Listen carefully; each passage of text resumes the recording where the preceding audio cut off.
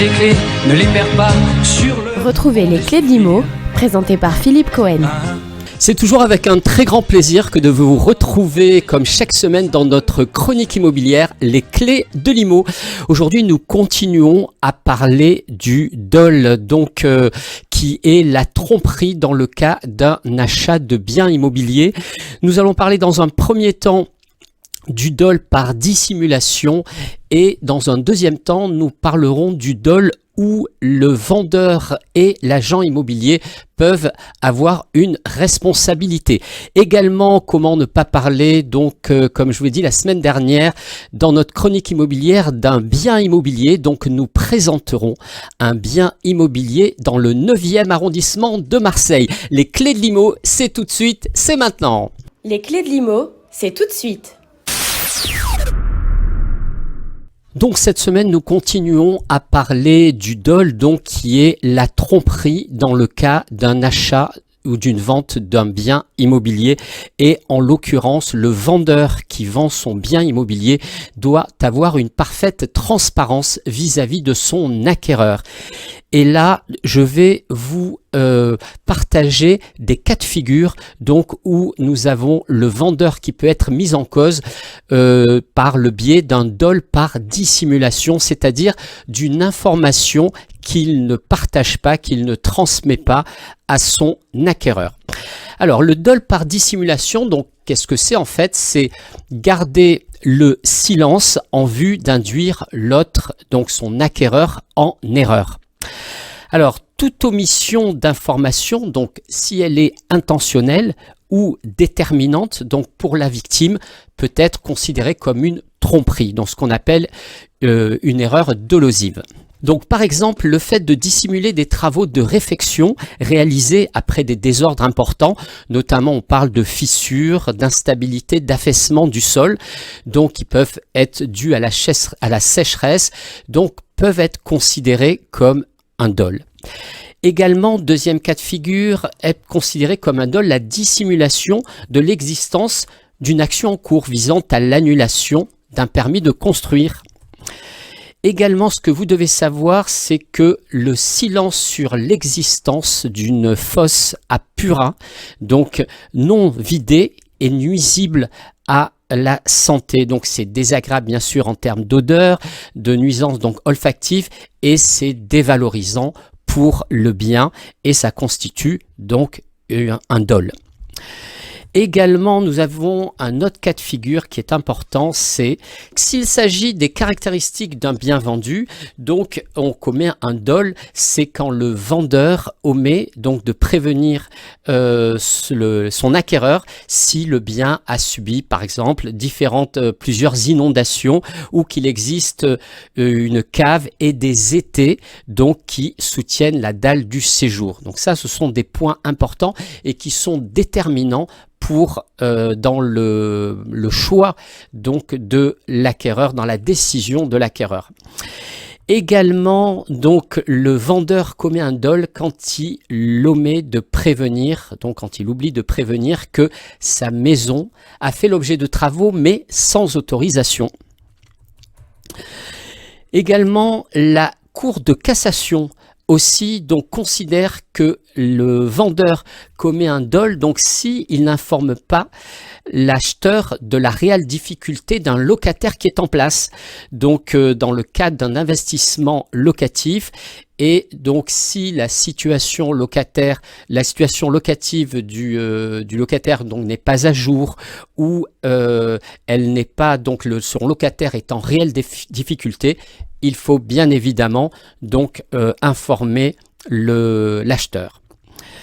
Également, donc, le fait de commettre un dol, c'est dissimuler des informations sur l'environnement à proximité du bien. Donc, ça peut influer sur la décision de l'acheteur.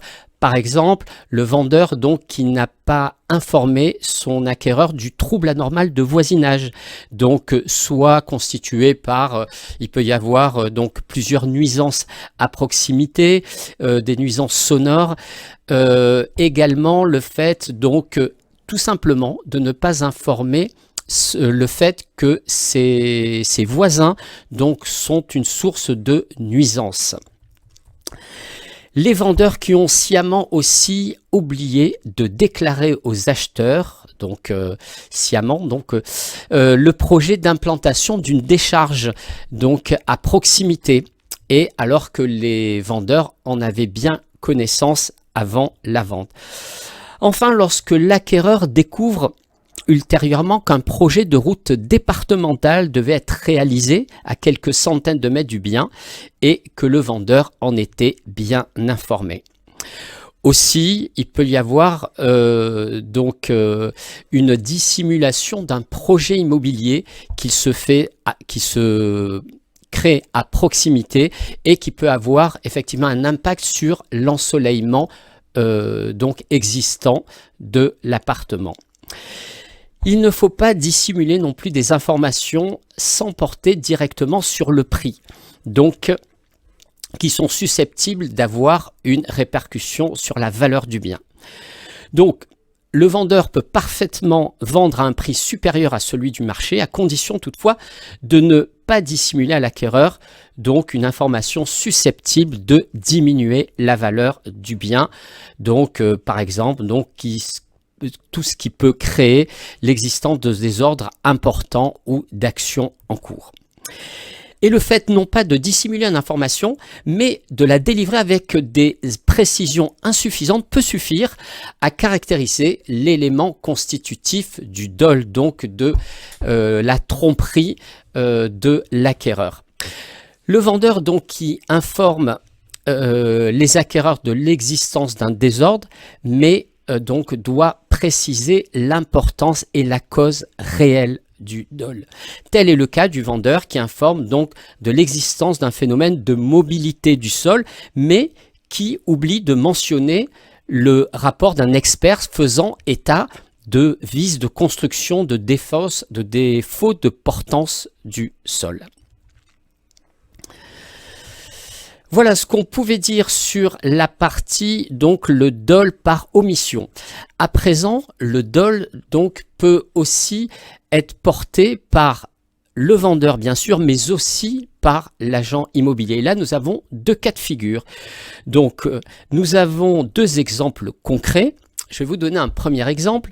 Dans une affaire, les acquéreurs donc ont acheté une maison de 110 mètres carrés, alors que le permis de construire autorisait seulement 60 mètres carrés de construction, de surface au sol, ce qu'on appelle la SDP, surface de plancher. Alors que la partie construite sans autorisation concernait la véranda, le garage et une des 3 pièces de la maison, une chambre.